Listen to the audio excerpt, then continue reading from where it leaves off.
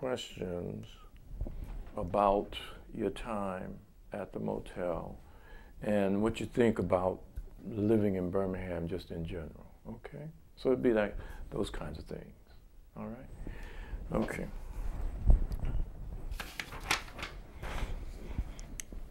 So I'm going to do a little introduction for the camera, okay? Today's date is June 19th, 2017. We're here at the Birmingham Civil Rights Institute with Ms. Edna Speed. Hello, Ms. Speed. How you doing? Fine. Good, good. Thank you for agreeing to sit and talk with us for a minute. Have you always been a resident of Birmingham? Did you grow up here? No. Where are you from originally? Originally Mississippi, Macon, Mississippi. Moved on up to Tuscaloosa, Alabama. Moved on up to Beltsman, then Birmingham. No, I see. Well, when you were living here in Birmingham, was it in the 1950s and 60s? In the 60s. In the 60s. Well, what do you recall about how it was living in Birmingham?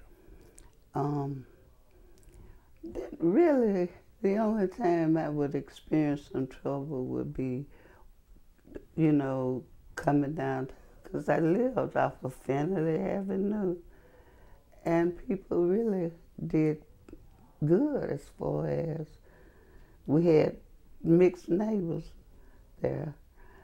But coming downtown, that's when I would look over to, I could see at the park what was going on in the park with the dogs. And we had a officer that drove down right in front of A.G. Gaston Motel restaurant. And it was, the people started following him, and they wanted to push him out of he was in some kind of vehicle. I don't know what kind it was. I'm pretty sure it was something that was protecting him. I see. And then we had some places we could not go to eat. But I could walk down there at a certain place not too far from here and get Mr. Gaston food. But I couldn't sit down and get it. I could walk down there and get it.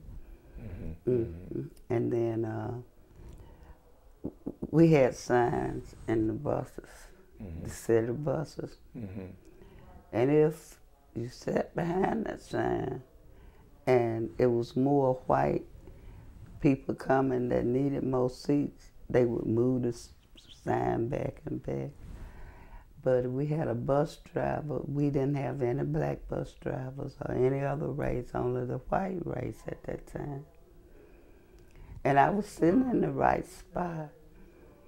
And this lady came and called me the N-word and asked me to get up. I said, no, I'm tired, I work too. And she hit me, and I hit her back. The bus driver was white, but do you know he was very, very nice. He told me, he said, come on, young lady. I'm not going to call the police on you, but you have to get off the bus. And he walked me off the bus, and I had to walk from downtown Birmingham to Pacifico. Well, before you get to Pacifico, Pipe Shop, but it was off of Finley Avenue.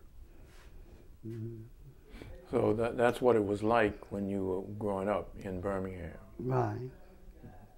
And the other places, like the other restaurants and department stores, and you couldn't go in those places?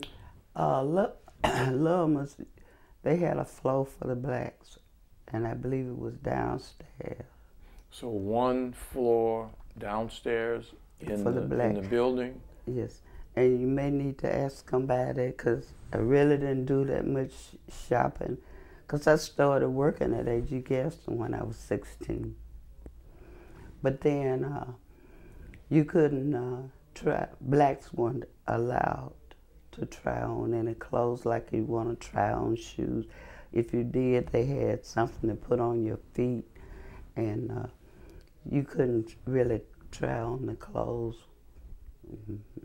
before you make a purchase. Do you remember any other black businesses in downtown besides the Gaston Motel? Yes. We call it Stadies. They had a restaurant. Okay, the Gaston Motel was here. So that was I think it was on this street between 5th and 4th Avenue. And then on 4th Avenue, they had some good food, good restaurants. That was, and so it wasn't, and then Dunkin' Donuts was owned by whites.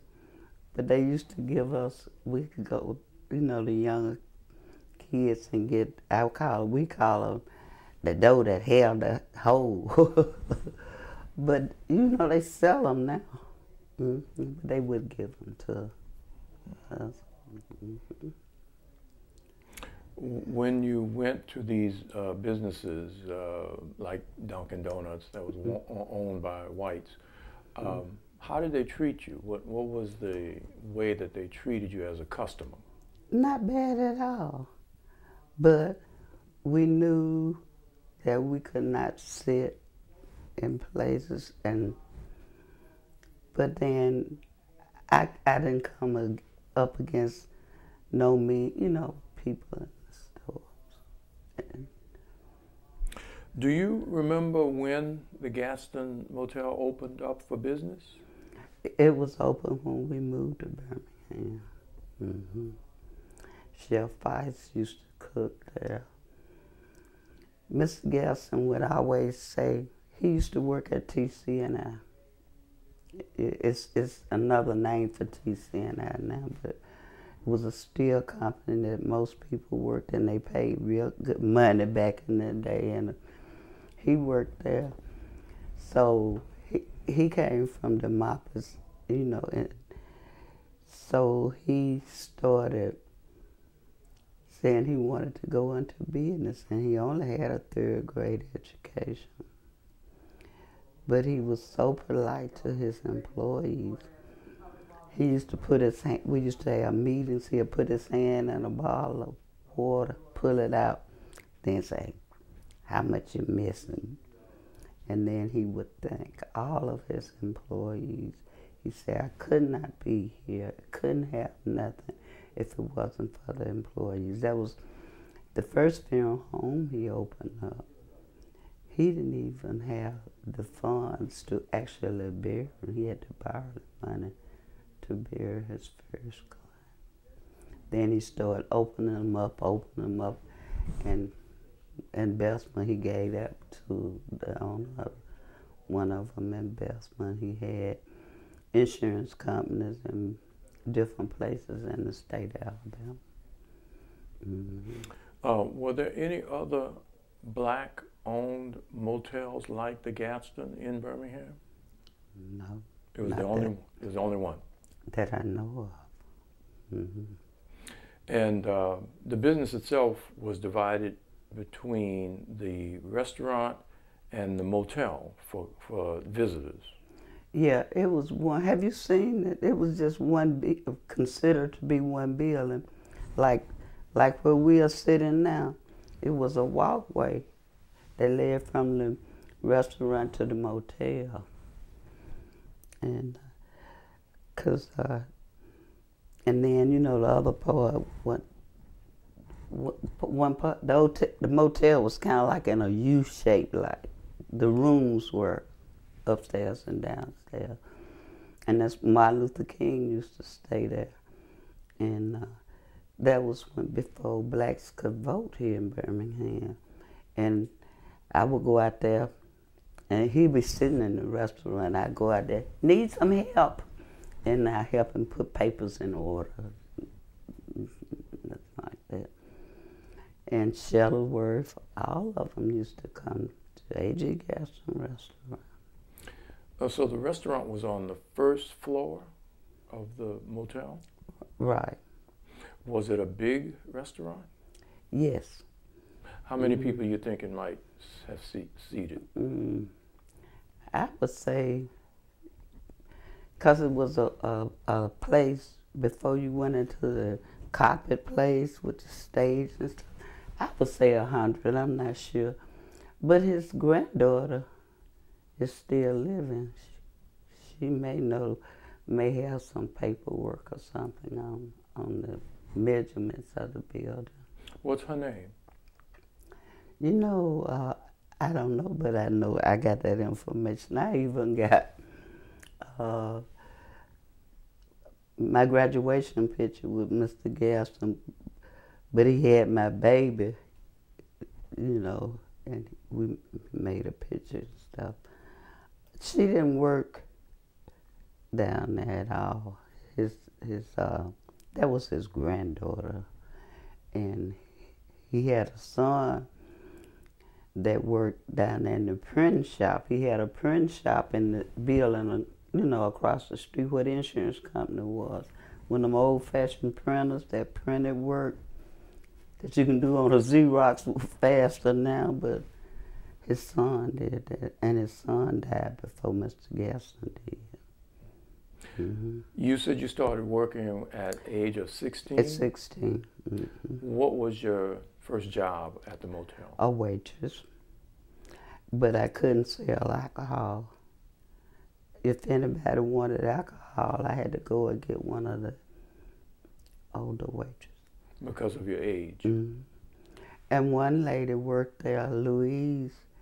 She used to be a waitress, and she became the first black plumber in Birmingham. And she taught at the college. What's the college? What's that college? Miles College? No, not Miles. The one that's like going to Winona. Jeff State? No. It was all black college. I think, but anyway, and then she started teaching plumbing. But now you worked in the restaurant, mm-hmm. and you were a waitress mm-hmm. in the restaurant. Right. What kinds of people came in to the restaurant? Very nice people. We had one we used to call a coffee club. Most of those men taught at schools and stuff. And I used to hear the elderly lady say, "Now you know what? God is so good. You see those men sitting there, you don't see them, they're married men, you don't see them acting first and out of order with the females. But some people would think all they doing is sitting up there drinking coffee and then what I'm saying, telling lies." But we used to call them the coffee club. And now I could wait on them because they didn't drink alcohol, have alcohol. Mm-hmm. What do you remember about what was on the menu in the restaurant?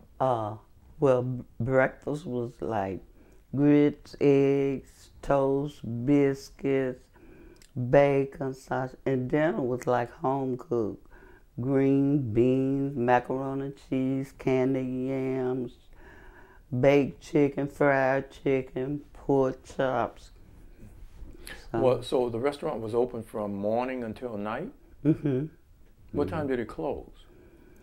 Oh, probably 11 or 12, I'm not sure. So it was open late at night mm-hmm. for the public and for the guests. Right, right.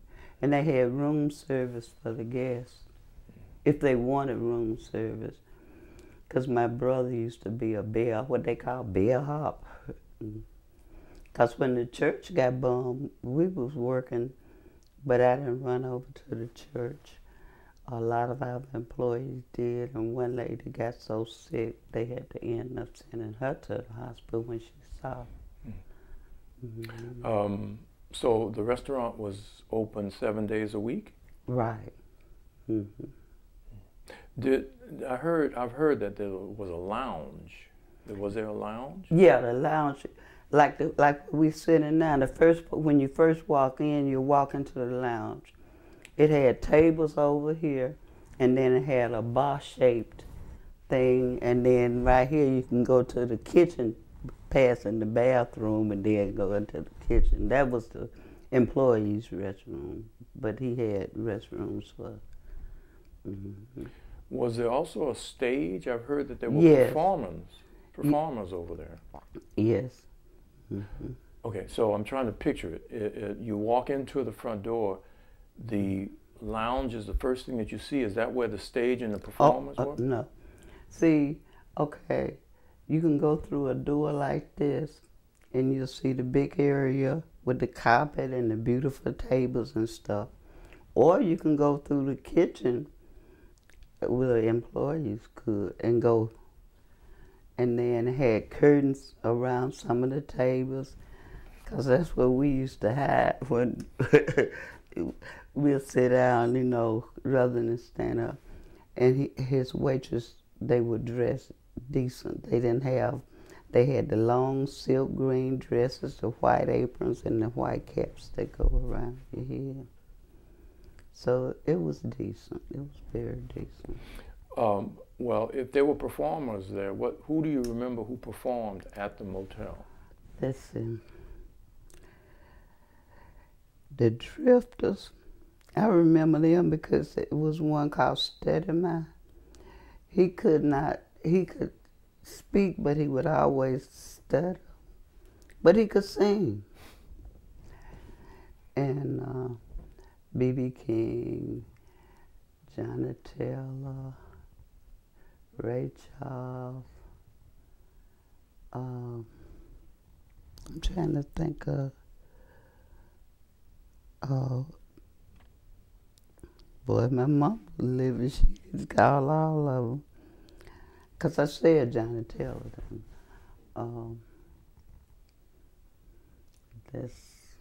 And it was a young one. I can't think of his name. He was real young. He sang that too. So it must have been... Well, one that played the piano, but he was real quiet. I didn't see him really socializing. And he made records and stuff, but I can't think of his name either. It'll come to you. Mm-hmm. Now, they had a piano, and he used to play. Mm-hmm. So it must have been pretty big, a big place to accommodate a lot of people. It was, and especially for that time. Mm-hmm. When the performers were at the motel, was there an admission fee charged for you to get in to be able to see the performers? Or? You know, I don't know. I tell you what, James Brown, when he would come, he would sing at the Civic Center, but he had to live there. But now James Brown used to give us tickets to his show. And then we used to say, that's a fussing little man. But, you know, when he was telling about the lights and stuff, how that he wanted them and stuff. Later on, I found out that he was a very good person. He even went to the White House and talked to the president about some of the discrimination acts and stuff that should be changed. So. Do you remember when the motel was bombed? You don't remember? Late one night, there was a bomb placed at the back of the motel and did some damage. What year was that? I think that was 1963. And we were working that in and didn't hear nothing about it. Mm-hmm. Now I know they used to say they was going to mark, because there used to be Alabama liquor store right down the street. And they used to say they was going to bomb, because Mr. Gaston went across the street and was upstairs on the 3rd floor, and the insurance company looking out the window, but nobody bombed. And I can't think of that, because they didn't have no mayors and stuff like that. They had people, but I can't think of what they were called. But he was going to come down and get all of the black people that was hanging around. But it was a big thing happening that night. Mm-hmm. So even one of the cooks there, she came out with a knife. I said, Miss Gussie, don't go out there, please don't go out there. But nothing, nobody got hurt or nothing. But a lot of them went to, I remember when they put the students in jail. Martin Luther King was got arrested at that time too.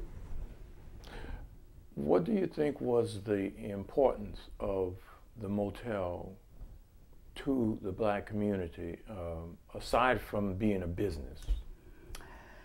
You got a chance to meet a variety of people with various personalities. Then they were concerned, you know, a lot of people that houses got bombed, like, was it Shuttleworth? Most of the ministers, they would come and bring their families and they would eat dinner and stuff. And then it was a decent, clean, decent place for blacks. Well, it was one like on the Old Bessemer Highway for blacks and had good food too. I call it the Old Bessemer Highway, but it's right before you get to the bridge, you know, when you're going. No, they had good food too.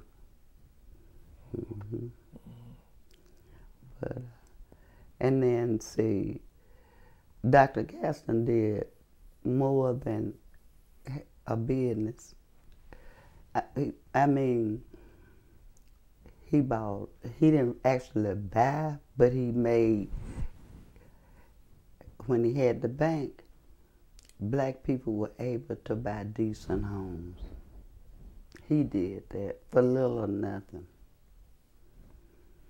You could get a house now maybe costing $200,000 or $300,000. You probably could get it for $15,000 or $17,000 back from Mr. Gaston. Not only that, the churches. He would let the church, you know, several of the big churches in Birmingham was built. I mean, financed to be built through AGS. So do you know if it was his company, his construction company, that built the motel? I don't know about the motel, but he did have a construction company, and I was working for the insurance when I knew about the construction company and stuff. Now, do you know Don Solomon? Now, Don, he would know, because he's a pastor now. He owned a bookstore down near past Parker High School. But Mr. Willis dead, Mr. Bolton dead, but they the ones that, you know, ran the business in a sense. But then when Mr. Gaston retired, he had left all of his business profits and stuff to the employees, but when he built it, now I remember, I can't think of the year, when he built the insurance company with the parking lot downtown. I mean, closer downtown. But that's gone now. Well, let's go back to your waitress days for a while. So you started working as a waitress at 16. What year was that? Probably, subtract 16 from, it was in the 60s. I'm going to say 62 or 63. And how long did you work as a waitress at the motel? Maybe less than a year, because I started going to Miles College. And then I would work, you know. Then when I was going, then I started going to UAB, and I stopped, working there. Then when I was going, I was working for Mr. Gaston. Then they had a place down on 2nd Avenue way called a Show Club. And Mike Howard used to have a band, and they played there. In West Lewis, maybe 4 or 5 years ago, I heard he was still playing the piano, but he played for a church out there in Ensley. So, so while you were working at the motel, you said you remember seeing Dr. King and other people. Who else did you see besides him? Who stayed as a guest? When they had the march in Selma, it was a lot of whites and blacks from out of town that stayed there. And when people would come interested in getting things clear for young people, young black people, Mr. Gaston didn't charge them a dime from staying, for staying in the motel, not food. And the Baptist convention would come every year. They would hold their conventions here. And Mr. Gaston didn't charge them nothing. So there were whites who stayed at the motel as well as blacks? A few, very few. Especially when they loaded up to go to Montgomery, to the, when they crossed that bridge. I'm trying to think if they had a white news reporter, because I could hear, I was nosy too. I could hear him talking on the phone, calling somebody up north or wherever, telling about different events and stuff that was going on here. So all these years, the building has been closed down. They shut it down in the 1980s, I think. Or the early 90s. The early 90s, somewhere in there, they shut it down. And it's been deserted ever since. Well, see, when the motel went out of business, it was an apartment complex for people that really couldn't afford high apartments. So it was to help people, especially elderly people. And Thomas used to live there. He worked for A.G. Gaston, but he got older. And so they stayed at Tall Paul. He had some apartments right across the street from the motel, too, and the funeral home. All that's gone. Well, if the motel was to come back, if the building was to be reused for again, what do you think would be a good use of the building? Probably a senior citizen home. Because